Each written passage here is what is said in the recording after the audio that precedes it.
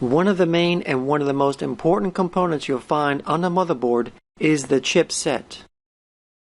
Older motherboards were designed with a lot of different chips scattered all over the motherboard. There were chips for different things, like chips for bus controllers, memory controllers, keyboard controllers, and so on. So they had a lot of different chips controlling different functions on the motherboard. So as technology progressed, computer engineers decided to reduce the number of chips and have them more in a centralized location. So instead of having these different chips scattered all over the motherboard controlling different functions, they reduced the number of chips to do the same job and condensed them to only a few chips, or what's now called a chipset. And that's what a chipset is. A chipset is a smaller set of chips that has replaced a larger amount of chips. And the chipset's job is to control data flow between the CPU, the peripherals, bus slots, and memory. So all of the different parts of the computer communicate with the CPU through the chipset. The chipset basically consists of two chips. One is called the North Bridge, and the other is called the South Bridge. The North Bridge is located in the upper or northern part of the motherboard, providing you're looking at the motherboard in the upright position. It's located near the CPU and is directly connected to the CPU. It's also directly connected to the memory and the AGP and PCI Express slots.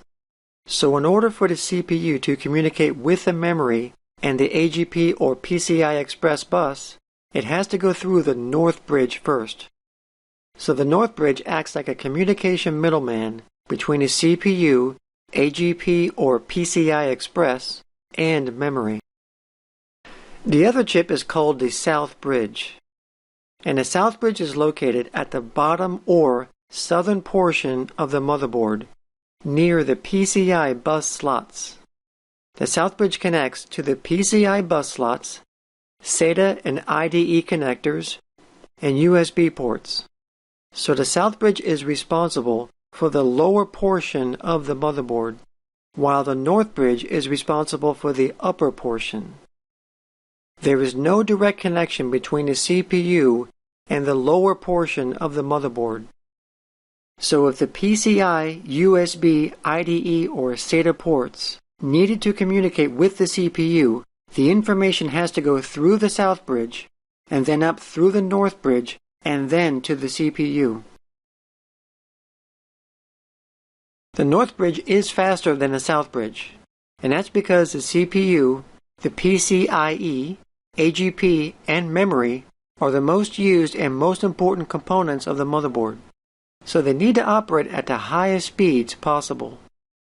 The slower South Bridge communicates with the PCI bus, SATA and IDE connectors, and USB ports, and they don't need to be as fast as the other components. So basically the higher speed components are connected to the North Bridge, and the slower components are connected to the South Bridge. Now both the North and South Bridge make these connections to various parts of the motherboard using pathways called a bus. And a bus is simply a set of pathways that allows data and signals to travel between components on the motherboard. The motherboard contains several kinds of buses that vary in speed and bandwidth. So for example, if a bus speed is said to operate at 66 MHz, then that means that that particular bus can send data at 66 million cycles per second. The higher the bus speed, the faster the computer can send data, which improves the performance of the computer. A motherboard's bus speed generally refers to the speed of the front side bus. The front side bus is the connection between the CPU and the North Bridge chipset.